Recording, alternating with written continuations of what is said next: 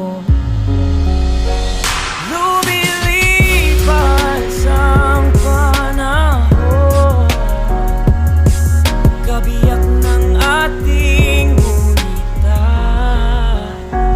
Ang mga puno't halaman, bakit kailangan lumisan? Panapanahon ang pagkakataon, may babalik pa ang kahapon.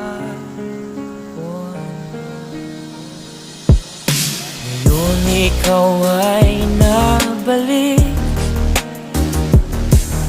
katulad uri ng iyong pananabik, na makita ang dahil